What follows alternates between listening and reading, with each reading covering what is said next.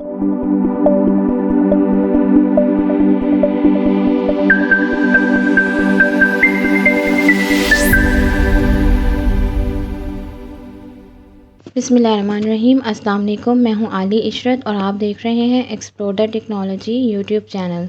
VS front end web development course की HTML की series में आज हमारा टॉपिक है एचटीएमएल टेबल। हम आज देखेंगे कि एचटीएमएल टेबल्स जो हैं वो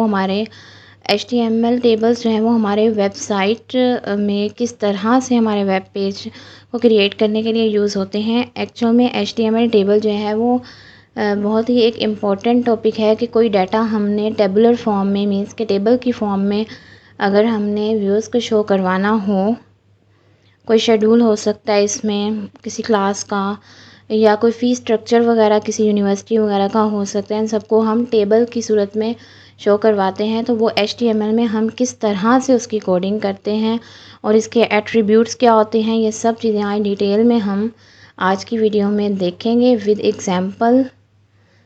तो सबसे पहले हम देखेंगे कि एचटीएमएल टेबल क्या होते हैं, फिर उसके बाद एचटीएमएल टेबल्स की जो भी प्रॉपर्टीज़ हैं like table heading, cell padding and cell spacing, col span and row span, table background, table height and width, table heading, body and footer, ये सब पॉइंट्स जो हैं वो आज की वीडियो में हम कवर करेंगे। सबसे पहले हम देखते हैं कि एचटीएमएल टेबल क्या होता है। जो भी चीज़ हम रोज़ और कॉलम में शो करवाते हैं वो सब टेबल में आते हैं। लाइक कोई डाटा है, अगर कोई वेब डिज़ाइनर या वेब डेवलपर है, उसने कोई डाटा जो है वो रोज़ और कॉलम्स में दिखाना है। उस डाटा में कुछ भी हो सकता है, इमेजेस हो सकती हैं, कोई टेक्स्ट हो सकता है, कोई लिंक्स हो सकते हैं। तो उसको जब वो रोज़ और कॉलम्स में शो करवाते हैं तो उसको हम टेबल जो है वो टेबल हमें अलाउ करता है कि हम डाटा को रोज़ और कॉलम में जो है वो शो करवा सकें। टेबल क्रिएट करने के लिए हमारे पास टेबल का टैग यूज़ होता है। ठीक है, अब ये एक एग्जांपल के तौर पे मैं आपको समझाती हूँ। जैसे ये एक पूरा टेबल है, ठीक। इस टेबल को क्रिएट करने के लिए हम क्या करते हैं, टेबल का टैग यूज़ करते हैं। ठीक, अब इस टेबल में हमारे पास दो चीज़ें होती हैं, एक रो होती है और एक हमारे पास कॉलम होता है। ठीक है, अब ये जो हमारे पास है, ये देखें, ये जो है ये रो है, ये एक रो है, ये दूसरी रो है, ये तीसरी रो है, ये चौथी रो है। इस तरह से ये हमारे पास रोज़ हैं और ये हमारे पास जो नीचे एरो आ रहा है ये शो कर रहा है कि ये सारे नीचे ये सारे कॉलम्स हैं। ठीक है, तो जो कॉलम्स हैं उनको हम टीडी के टैग से शो करते हैं और जो रो है उसको हम टीआर के टैग से शो करते हैं। टीडी से मतलब मुराद कि ये जितने भी बॉक्सेस हैं ये इन सब में हमारा डाटा होता है। ठीक है, उसको हम टीडी के टैग से शो करते हैं। इसकी हम एक एग्जांपल करते हैं टेबल की। तो सबसे पहले मैंने H1 का एक हेडिंग का टैग दिया हुआ है जिसमें मैंने HTML टेबल लिखा हुआ है। ठीक है, अब हम स्टार्ट करते हैं। सबसे पहले हम लोग टेबल का टैग देंगे। ठीक है, ओके, ये हमारा टेबल का टैग है। ये टेबल का टैग क्या काम करेगा, टेबल का टैग हमें ये जो पूरा टेबल है ये क्रिएट करने के में हेल्प आउट करेगा। ठीक है, उसके बाद अब हमारे पास ये रो अब हमने बनानी है, ये रो एक। ठीक है, इसके लिए हम अब हमारे पास यहाँ पे कितनी रोज़ हैं, 1 2 3 4 5 6 7 8 रोज़ हैं। तो हम 8 रोज़ 8 रोज़ बनाएंगे। ठीक है, 8 रोज़ बनाएंगे। वो किस तरह बनाएंगे, हम एक रो बनाने के लिए हम एक टीआर का टैग यूज़ करते हैं जिसका क्लोजिंग भी होता है और ओपनिंग भी। तो हम एक टीआर का टैग लगाएंगे यहाँ पे। ठीक है, अब ये जो टीआर का टैग है ये यूज़ होगा एक ये रो बनाने के लिए। ठीक है, अब हमने इस टीआर टैग के अंदर ये जो सेल्स हैं आपको नज़र आ रहे हैं 4 सेल्स, हमने ये क्रिएट करने हैं। अब ये सेल्स कैसे क्रिएट होंगे, इसको क्रिएट करने के लिए हम टीडी का टैग लेंगे, एक टैग। ठीक है, इसके अंदर हम लिखते हैं सेल नंबर 1। ठीक है, अब हमें कितने सेल चाहिए, 4 सेल चाहिए। तो हम 4 टीडी के टैग लेंगे। तो इसी को मैं कॉपी पेस्ट कर लेती हूँ 3 टाइम।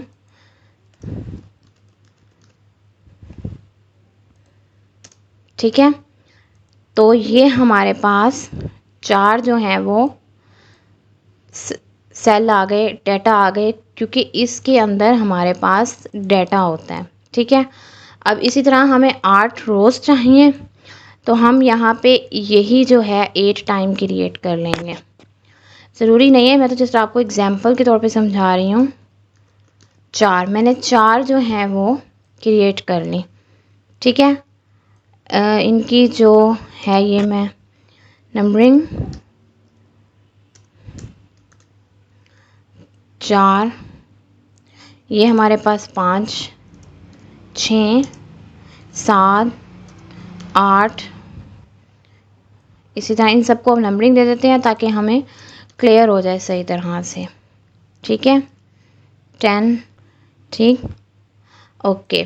अब मैं इसको रिफ़्रेश करूँगी जब जाके, तो ये देखें ज़रा हमारी आउटपुट, यहाँ पे कहीं पे टीडी का टैग जो है वो क्लोज नहीं हुआ। ये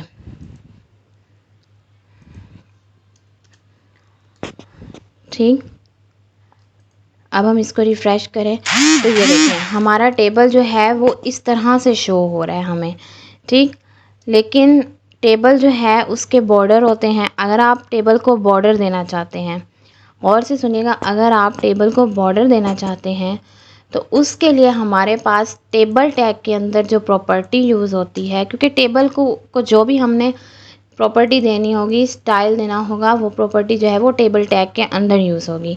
तो उसके लिए हम इसको एक प्रॉपर्टी देंगे, बॉर्डर इक्वल्स टू 1।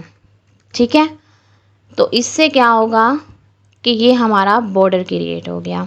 ठीक है, तो इस तरह से हम टेबल क्रिएट करते हैं। ओके, ये हमारा हो गया टेबल। नेक्स्ट हमारा पॉइंट है HTML टेबल हेडिंग। अब हेडिंग क्या होती हैं? हेडिंग शो करवाने के लिए हम लोग यूज़ करते हैं TH का टैग। ठीक है, TH का टैग जो है वो हेडिंग को शो करता है। TH का टैग जो है हमारे पास, TH का टैग, ये जो TD का टैग है इसको रिप्लेस करने के लिए यूज़ होता है। ठीक है, जब हम TD की जगह TH लगाएंगे तो वो हेडिंग में चेंज हो जाएगा हमारा जो टैग है। ठीक है, हम TH का टैग हमेशा जो है वो फर्स्ट रो में यूज़ करते हैं, अपने हमारा जो टेक्स्ट होता है उसको हाईलाइट करने के लिए, हेडिंग बनाने के लिए। और हेडिंग जो है आपको पता है बोल्ड में होती है और ये सेंटर में होती है। किस तरह से, जब हम चाहते हैं कि ये जो हमारी पहली रो है ये बोल्ड में हो, हम जब इसको TH का टैग देंगे, TD को हम TH में चेंज करेंगे तो ये सब जो है वो हेडिंग में चेंज हो जाएगा। ठीक, ये सब हमारा हेडिंग में चेंज हो जाएगा। इसको हमने इस तरह से TH का टैग जो है वो दे दिया। अब जब मैं रिफ़्रेश करूँगी तो ये देखें जो हमारी फर्स्ट रो है वो बोल्ड हो गई और वो सेंटर में है। ओके, ये था हमारा हेडिंग टैग। ठीक है, टेबल को मैंने सेंटर में कर दिया है। सेंटर में करने के लिए मैंने टेबल के टैग के अंदर अलाइन सेंटर का जो है वो एट्रीब्यूट यूज़ किया है, जिससे हमारा टेबल जो है वो सेंटर में आ गया। अब देखें जब हमने TH टैग का यूज़ किया तो हमारी जो फर्स्ट रो है वो बोल्ड हो गई है और वो हमारी सेंटर में भी आ गई है। ठीक है, इस तरह आप जिस भी सेल को बोल्ड करना चाहते हो, किसी भी सेल को, लाइक अगर ये मैं एंड वाले सेल को बोल्ड करना चाहती हूँ तो यहाँ पे जब अगर मैं TH का टैग लगा दूँ एंड वाले उसमें, तो ये हमारी, ये देखें ये भी हमारी बोल्ड हो गई। ठीक है, तो TH का काम यही होता है कि ये हमारे टेक्स्ट को बोल्ड करता है, हेडिंग बना देता है, जिस तरह से हम लोगों ने हेडिंग टैग पढ़ा था उसी तरह ही। ठीक, ओके। नेक्स्ट हमारे पास एट्रीब्यूट है सेल पैडिंग और सेल स्पेसिंग का। सेल पैडिंग और सेल स्पेसिंग जो है वो ये हमारे टेबल के दरमियान जो ये स्पेसिंग आई हुई है आपको नज़र आ रही है, इसको एडजस्ट करने के लिए यूज़ होता है। ठीक है, इसमें दो है हमारे पास, एक जो है, एक है सेल पैडिंग और एक है सेल स्पेसिंग। सेल स्पेसिंग क्या काम करता है, टेबल के सेल्स के दरमियान जो है वो स्पेस को डिफाइन करता है। किसके, टेबल के सेल्स के दरमियान। किस तरह से इसको हम यूज़ करेंगे, हमारा जो टेबल टैग है, जो भी प्रॉपर्टी हम यूज़ करेंगे वो टेबल टैग के अंदर ही करेंगे। इसमें हम देंगे टेबल टैग के अंदर सेल स्पेसिंग। ठीक, सेल स्पेसिंग आप कितनी भी दे दें, मैं 5 दे देती हूँ फ़िलहाल। और जब मैं इसको रिफ़्रेश करूँगी तो ये देखें हमारे जो सेल स्पेसिंग में जो टेबल्स के सेल्स हैं उनके दरमियान देखें आपको स्पेस अब नज़र आ रही है, स्पेस क्रिएट हो गई है। ठीक है, नेक्स्ट है सेल पैडिंग। सेल पैडिंग जो है वो सेल बॉर्डर और सेल के कंटेंट के दरमियान जो है वो हमें डिस्टेंस शो करवाता है। सेल बॉर्डर से मुराद हमारे पास ये सेल के जो बॉर्डर है इसके दरमियान स्पेस देता है, और जो ये हमारा कंटेंट है इसके दरमियान स्पेस देता है। किस तरह से, जब हम यहाँ पे सेल पैडिंग का एट्रीब्यूट देंगे 5, इसको वैल्यू आप अपने डिज़ाइन के अकॉर्डिंगली किसी तरह भी दे सकते हैं। ये देखें, ये हमारे सेल के अंदर ये देखें स्पेस आ गई। तो ये यूज़ होता है हमारा सेल पैडिंग और सेल स्पेसिंग का। ओके, यहाँ पे अब हम टेबल की एक और प्रॉपर्टी के बारे में देखेंगे कि जैसे देखें आपको यहाँ पे टेबल के जो बॉर्डर है, ठीक है, इसमें एक डबल लाइन शो हो रही है। इस चीज़ को ख़त्म करने के लिए, मीन्स हमारा जो ये टेबल है ये इस तरह नहीं है, इसका बॉर्डर इस डबल लाइन को ख़त्म करने के लिए हमारे पास एक प्रॉपर्टी यूज़ होती है, वो होती है बॉर्डर कोलैप्स की। ठीक, उसके लिए हम क्या करेंगे कि यहाँ पे मैं जो है वो इंटरनल CSS यूज़ करूँगी। मैं इंटरनल CSS यूज़ करूँगी हेड टैग के अंदर, टाइटल के बाद। ठीक है, यहाँ पे मैं स्टाइल का एट्रीब्यूट लगाऊंगी। ठीक है, जैसे कि मैंने आपको पिछली वीडियोस में बताया था CSS के लेक्चर में। ओके, अब यहाँ पे मैं एक सबसे पहले इसको बॉर्डर दूंगी। यहाँ पे मैं टेबल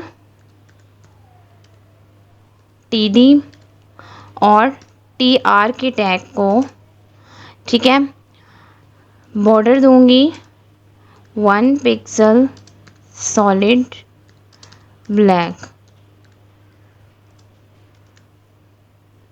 ठीक, इसी तरह अब इसको मैं एक प्रॉपर्टी दूंगी बॉर्डर कोलैप्स की, बॉर्डर कोलैप्स। ठीक है, जब मैं इसको रिफ़्रेश करूंगी तो ये देखें। ओके, अब नेक्स्ट हमारी प्रॉपर्टी जो है वो हमारे पास है col span and row span attribute. ठीक है, इसमें हमने क्या करना है, इसमें हमने मर्ज करते हैं सेल्स को और रोज़ को। अगर आप चाहते हैं कि ये सेल नंबर 5 और सेल नंबर 9 जो है ये एक ही कॉलम में आ जाए, ठीक है, और एक ही रो में आ जाए, तो उसके लिए हम ये सेल नंबर 5 जो है सेल नंबर 9 के अंदर मर्ज हो जाए, तो इसके लिए हम ये प्रॉपर्टी यूज़ करते हैं कॉल स्पैन और रो स्पैन की। ठीक है, तो इसके लिए हम जाते हैं, जिस भी TD को हमने मर्ज करना होता है, जैसे अब हमारे पास यहाँ पे ये सेकंड वाली है रो, ये TR। ठीक है, इसमें अब मैं चाहती हूँ कि मेरा जो सेल नंबर 5 और सेल नंबर 6 है ये आपस में मर्ज हो जाए। ठीक, तो इसके लिए अब मैं क्या करूँगी, सेल नंबर 5 और सेल नंबर 6 जो है मेरे ये मर्ज हो जाए, तो ये मेरे कॉलम्स हैं। ठीक है, इसके लिए मैं सेल नंबर 5 की TD के अंदर एक प्रॉपर्टी दूंगी कॉल स्पैन की, ठीक है, कॉल स्पैन 2, और यहाँ पे सेल नंबर 6 को मैं रिमूव कर रही हूँ। ठीक, जब मैं इसको रिफ़्रेश करूँगी तो ये देखें, ये मेरा मर्ज हो गया इस सेल के अंदर, ये कॉल स्पैन है। इसी तरह अब मैं चाहती हूँ कि मेरी ये जो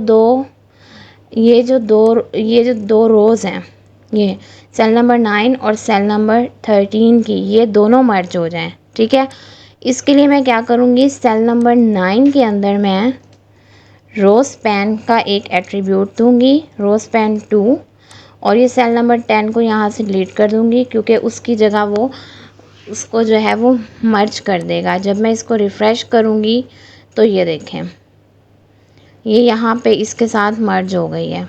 नेक्स्ट जो हमारी प्रॉपर्टी है वो हमारी है अब टेबल बैकग्राउंड की। टेबल बैकग्राउंड में हमारे पास एक बीजी कलर की प्रॉपर्टी है, एक बैकग्राउंड की है और एक बॉर्डर कलर की। बीजी कलर जो है जब हमने अपने टेबल की बैकग्राउंड पे को कलर देना हो उसके लिए यूज़ होता है, और बैकग्राउंड जो है वो अगर हमने अपने टेबल के किसी सेल की बैक पे या टेबल की बैक पे हमने कोई इमेज लगाना हो तो उसके लिए हम बैकग्राउंड यूज़ करते हैं। तो इसका प्रैक्टिकल करते हैं। सबसे पहले टेबल टैग के अंदर बीजी कलर मैं रेड दूँ, ठीक है, और इसको रिफ़्रेश करूँ तो ये देखें बैकग्राउंड कलर जो है वो मेरा रेड हो गया। इसी तरह अगर मैं चाहती हूँ कि मेरे सेल नंबर 5 में इमेज आए, ठीक है, तो इमेज के लिए या पूरे टेबल की बैक पे इमेज आए तो उसके लिए हम कौन सा एट्रीब्यूट यूज़ करते हैं, बैकग्राउंड का। ठीक, उसके लिए हम बैकग्राउंड का एट्रीब्यूट यूज़ करते हैं। अब मैं इसके अंदर बैकग्राउंड इक्वल्स टू दूंगी, और यहाँ पे मैंने एक यहाँ पे अपनी इमेज रखी हुई है लोगो और इसकी जो टाइप है PNG है, तो यहाँ पे मैं logo.png दूंगी, इसको सेव करूँगी और रिफ़्रेश करूँगी तो ये देखें मेरे बैग पे जो है वो इमेज आ गई। इमेज चूँकि छोटा है तो वो इसलिए वो रिपीट हो रहा है। बाकी इमेज की जो प्रॉपर्टीज़ हमने पढ़ी थी वो आप यूज़ कर सकते हैं। ओके, अब जो हमारी नेक्स्ट प्रॉपर्टी है वो है टेबल हाइट एंड विड्थ। हम अपने टेबल की हाइट और विड्थ जो है वो अपने ज़रूरत के मुताबिक चेंज कर सकते हैं, और इसमें हम पिक्सेल्स में जो है वो अपने टेबल की हाइट और विड्थ देते हैं। वो किस तरह से हम देंगे, यहाँ पे टेबल टैग के अंदर लिखूँगी मैं height HEI, height equals to, height में इसको 100 पिक्सल और विड्थ 200 पिक्सल, और जब मैं इसको रिफ़्रेश करूं तो ये देखें हाइट मेरी और विड्थ मेरी हर सेल की जो है वो बढ़ गई जितनी मैंने दी। ये हम अपने अकॉर्डिंगली जो है वो अपने लेआउट के अकॉर्डिंगली जो है इसको विड्थ और हाइट को सेट कर सकते हैं। नेक्स्ट हमारा जो टॉपिक है वो है table header, body and footer. हमारे टेबल को जो है वो हम 3 हिस्सों में डिवाइड करते हैं HTML में, जिसमें हमारे पास हेडर होता है, बॉडी होती है और फूटर होता है। हेडर में हमारे पास मेन हेडिंग होती है और बॉडी में हमारे जो है वो मेन कंटेंट होता है हमारे वेब पेज का, और जो फूटर होता है उसमें फूटर की जो है वो कुछ हेडिंग्स होती हैं। ठीक है, इसके प्रोग्राम को हम प्रैक्टिकली देखते हैं, हेडर, बॉडी और फूटर के। ठीक है, सबसे पहले हमारे पास ये टेबल का एक टैग है। ठीक है, पहले हमने जो है वो डिज़ाइन करना है टेबल हेडर। उसके लिए हमारे पास एक टैग है टी हेड का। ठीक है, टी हेड के अंदर हम TR का टैग देंगे एक, ठीक है, और इस TR टैग के अंदर एक TD का टैग, ठीक, और यहाँ पे मैं लिखूँगी दिस इज़ हेडर सेक्शन, और इसमें हम TD को हम कॉल स्पैन देंगे 4। ठीक है, अब जैसे ही मैं इसको रिफ़्रेश करूँगी तो ये देखें हमारे पास जो है वो हेडर आ गया। अब नेक्स्ट हमारे पास है टेबल बॉडी। ठीक है, टेबल बॉडी में हमारा कंटेंट होता है, मेन कंटेंट, जिसमें हमने बहुत सारी चीज़ें जो हैं वो हम शो करवाते हैं। सबसे पहले हम टी बॉडी का टैग लगाएंगे। ठीक है, टेबल बॉडी टैग। ठीक है, टी बॉडी का टैग लगाएंगे, इसके अंदर टी आर का टैग और टी आर टैग के अंदर टी डी का टैग। अब इसमें 4 जो है वो मैं टीडीज लगाऊंगी, क्योंकि हमने यहाँ पे जो ऊपर कॉल स्पैन दिया है वो 4 दिया है कि ये वाली जो रो है हमारी ये 4 कॉलम्स के बराबर है। तो यहाँ भी हम 4 कॉलम्स देंगे आइटम नंबर 1। इसी तरह हम इसको कॉपी पेस्ट कर लेते हैं 3 टाइम और यहाँ पे 2, 3 और 4 और सेव। और जब मैं इसको रिफ़्रेश करूँगी तो ये देखें, ये हमारा टेबल कंटेंट हो गया। ठीक है, उसके बाद अब हम ने करना है फूटर।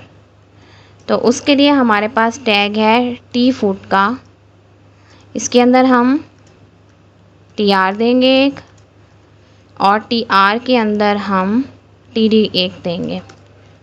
ठीक है, इसको हम लिखेंगे दिस इज़